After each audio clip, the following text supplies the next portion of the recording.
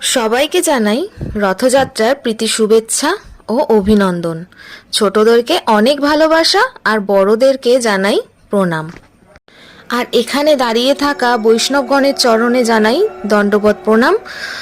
ভগবানকে দর্শন করার আগেই বৈষ্ণবগণের দর্শন পাওয়াটা কিন্তু ভীষণ জরুরি, কারণ ওনারাই হচ্ছেন ভগবানের নিজজন।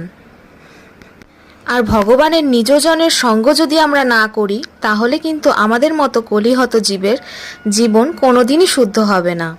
নিজের স্বরূপটাও কিন্তু আমরা জানতে পারবো না কোনোদিনই।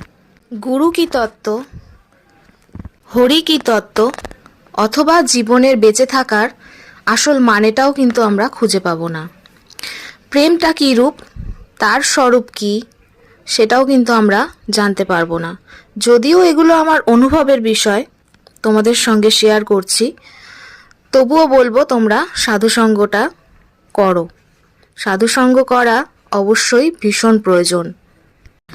আর বেশি কথা বলবো না, এবার চলো মহারাজের মুখ থেকে আমরা কীর্তন শ্রবণ করি।